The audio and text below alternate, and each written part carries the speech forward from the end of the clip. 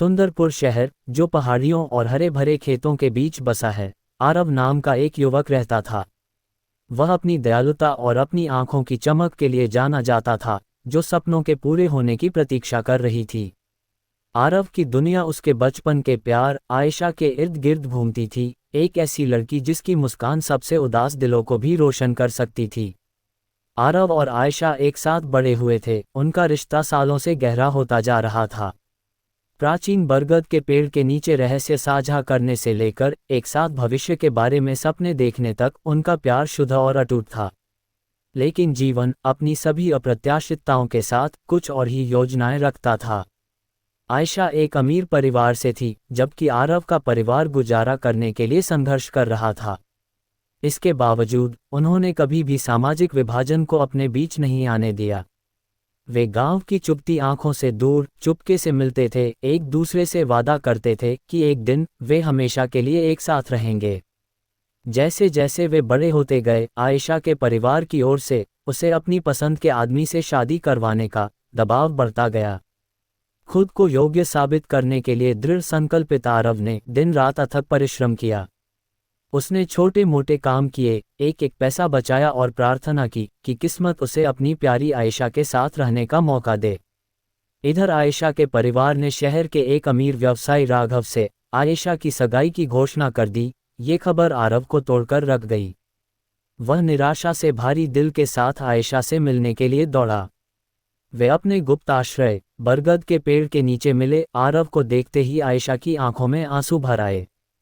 आरव, मैं तुम्हारे बिना नहीं रहना चाहती, अगर मेरी शादी तुम्हारे साथ नहीं हुई तो मैं मर जाऊंगी, आयशा ने कांपती आवाज में फुसफुसाते हुए कहा।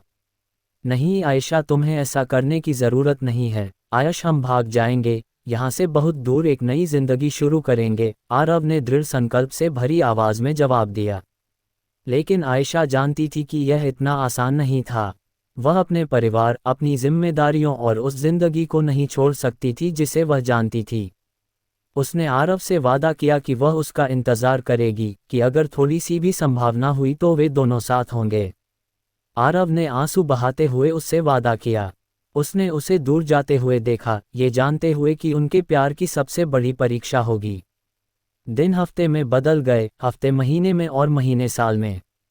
आयशा की शादी राघव से हो गई और आरव की जिंदगी खाली दिनों की एक श्रृंखला बन गई, जिसमें सिर्फ यादें और लालसाएं थीं। उसने कभी शादी नहीं की, कभी सुंदरपुर नहीं छोड़ा और कभी इंतजार करना बंद नहीं किया। आयशा भी आरव को कभी नहीं भूली।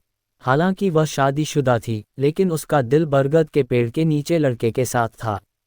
वह अक्सर खुद को विचारों में खोई हुई पाती, सोचती कि अगर उसने कुछ और चुना होता तो जिंदगी कैसी होती। सालों बाद राघव का निधन हो गया और आयशा सुंदरपुर लौट आई। वह अब बूढ़ी हो गई थी, उसके बालों में सफ़ेद धारियां और चेहरे पर झुर्रियां थीं, लेकिन आरव के लिए उसके दिल में प्यार पहले की तरह ही मजबूत था। वह बरगद के पेड़ के पास दौड़ी, इस उम्मीद में कि आरव उसका इंतजार कर रहा होगा। आरव भी आयशा के इंतजार में वही पेड़ के नीचे बैठा था, जहां वे अक्सर मिला करते थे। आरव कमज़ोर और बूढ़ा हो गया था, लेकिन उसकी आंखों में वही चमक थी जिससे वह इतने सालों पहले प्यार करती थी। आरव, आयशा ने आवाज़ लगाई, उसकी आवाज़ टूट रही थी। आरव ने ऊपर देखा, उसकी आंखें आयशा की आंखों से मिलीं, और एक पल के लिए समय रुक गया। आरव मुस्कुराया, एक उदास फिर भी संतुष्ट मुस्कान। मुझे पता था कि तुम वापस आओगी आयशा, मैंने कभी इंतजार करना बंद नहीं किया, उसने फुसफुसाया। आयशा ने बड़े प्यार से आरव के बालों को सहलाने लगी। न जाने कितने सालों बाद हम मिल रहे हैं, आयशा ने कहा। पूरे 35 साल बाद, आरव ने जवाब दिया। वे बरगद के पेड़ के नीचे एक साथ बैठे, उनके हाथ एक दूसरे से जुड़े हुए थे। आखिरकार जीवन भर के इंतजार के बाद एक साथ थे दोनों। लेकिन किस्मत को कुछ और ही मंजूर था। वर्षों के अकेलेपन और लालसा से खराब हो चुके आरव का स्वास्थ्य उसी शाम और ज्यादा खराब हो गया। आयशा के सामने उसने आखिरी बार अपनी आंखें बंद की, उसके होठों पर एक शांतिपूर्ण मुस्कान थी। आयशा, दिल टूटा हुआ लेकिन शांत, आरव को बरगद के पेड़ के नीचे दफना दिया, जो उनका शाश्वत आश्रय था। वह सुंदरपुर में अपने बाकी दिन बिताती रहीं, हर दिन आरव की कब्र पर जाती और उनके बीच के प्यार को संजोती रहीं, और इस तरह उनकी प्रेम कहानी सुंदरपुर में एक किंवदंती बन गई। शाश्वत प्रेम और प्रतीक्षा के दर्द की कहानी। बरगद का पेड़ उनके अमर प्रेम का प्रमाण था। इसकी शाखाएं मानो उनकी कहानी हर किसी को सुनाती थी जो सुनना चाहता था।